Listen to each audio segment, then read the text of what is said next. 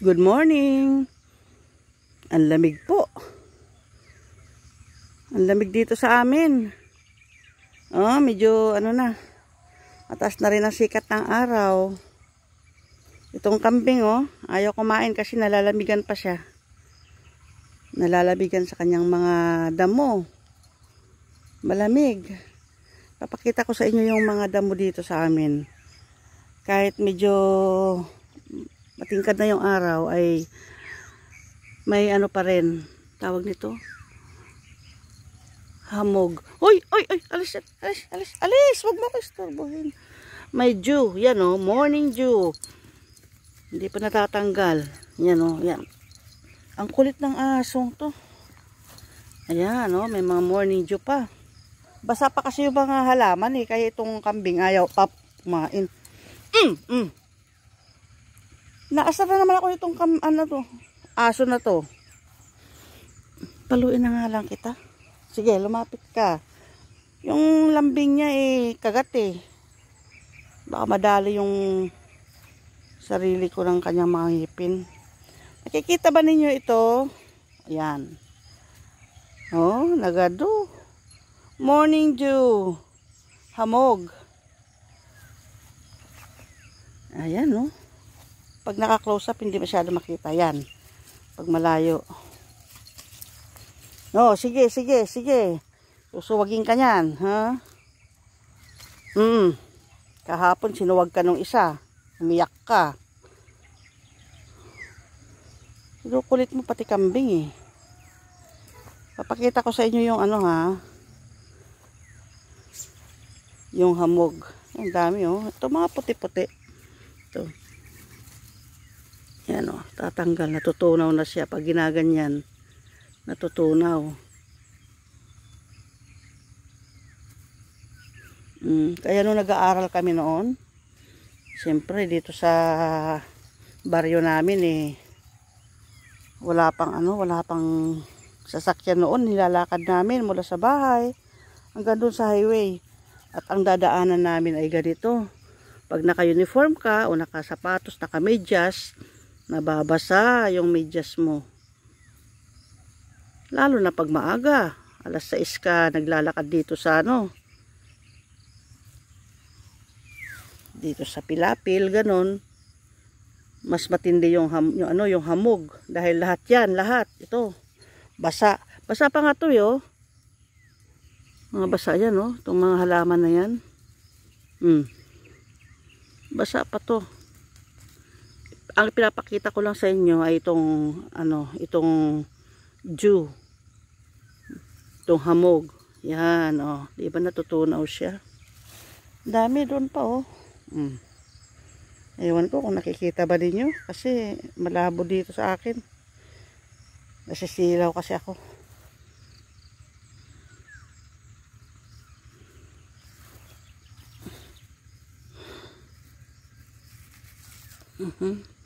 Nababasa yung kamay ko. Basa na. Ganyan. Yan. Sa mga damuhan na yan. Basa pa yan. Yung mga damo na yan. Punong-puno yan ng ng hamog. Pag madaling araw. Pag umaga. Ngayon yan na lang ang natitira. Kaya yung kambing ayaw pa dyan kumain. Oh. Ano yun pa niya yan? Patutuyuin niya muna. Yung aso naman, kahit ano-anong kinakain. Oh. Beauty! Ikaw ah. Sige. Laruin mo yung kambing para suwagin ka. Napakalamig po dito. Sa La Union. Pag umaga, yung mga buto-buto ko okay. Pag yung alas 7 ng gabi o alas 8 na, medyo sumasakit na yung mga buto ko, lalo na yung mga tuhod. Kasi malamig eh. Nalalamigan. Kaya bilang matanda, naglalagay na ng efficacent. Nagpapahid na ng mga panghaplos-haplas, ganon. Lalagyan ko ng efficacent yung aking paa. aking mga braso. Sa sobrang lamig. Tapos sa madaling araw, naku po, kahit magkumot ka, tumatagos yung lamig.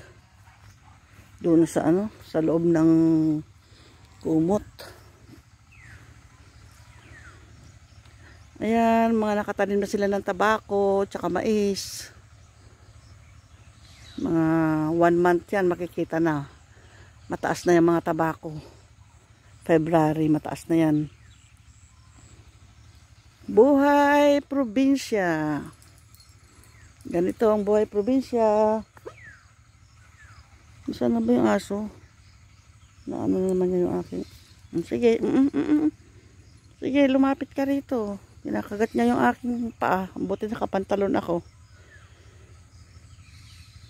Ayan. Pasyal kayo dito. Para maranasan ninyo yung lamig ng probinsya. Pasyal ka rito mga March or April. April na lang. April, May. Marami ng bunga yung mangga. Yan. Mataas na yung araw.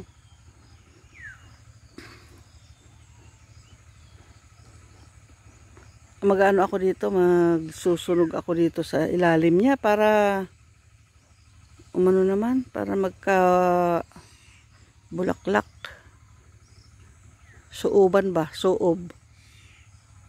Suob. Mag ano dyan. Siga ng magsiga ng apoy, mga dahon-dahon dyan sa ilalim para mausukan siya. Daming bunga nito pag panahon ng tagbunga, lalo na pag maalagaan. Mapausukan, ganun. Yung iba kasi di-sprayhan Hindi naman kami nag-i-spray ng mangga. Napausukan lang.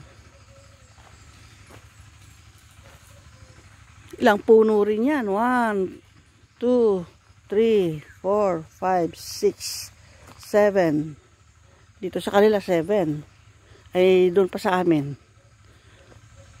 1, 2, 3, 4, 4. Pag mamunga yan, nako.